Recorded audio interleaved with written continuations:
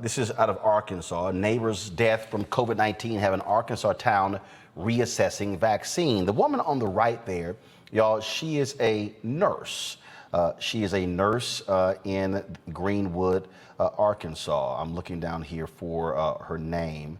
And the story posted, a lot of people have been talking about this story since they posted it. You want to understand what's crazy. So how about this fool right here? This is Dr. Lee Johnson, a Republican. Mustafa, he is an ER doctor. And you're going to love, and this is interesting right here.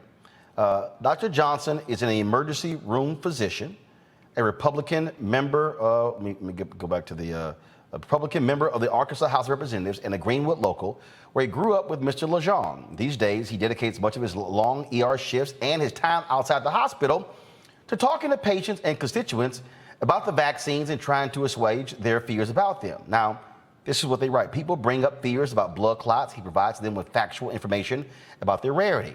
Women ask if the vaccine can impact fertility. He tells them there's no evidence it can, and the obstetricians he knows have all vaccinated their daughters. He recommends people talk to other doctors. Quote, there are some people who just aren't afraid of COVID. I haven't figured out how to turn that person, but I do know that making them feel defensive for their passionately held opinion isn't productive. Yet, here's what's interesting. Dr. Johnson has also been grappling with statewide decisions. As part of a special session of the Arkansas State Legislature last week to consider whether to rescind a statewide ban on mask mandates by local governments, Dr. Johnson, who voted for the ban when it seemed the virus was declining, was open to changing it, but skeptical of leaving the decision to individual school districts. Okay, now I'm confused, Mustafa. Of all people, an ER doctor, so he's skeptical of leaving the decision up to local school districts, but he's decided that the state will make the decision for you by saying absolutely no mask mandates. What the hell kind of doctor is that?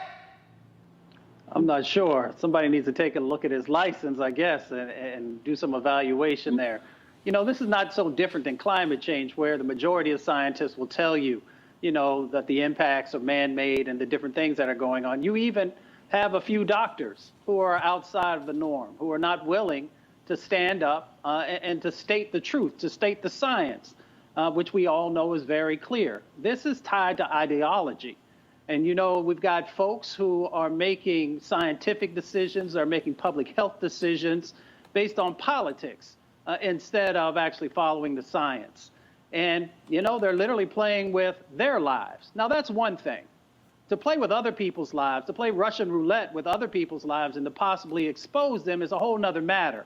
And that's where we get into that conversation of, have we allowed this to go on for far too long, of allowing individuals to expose sometimes 10s, sometimes 20s and 30s of other individuals.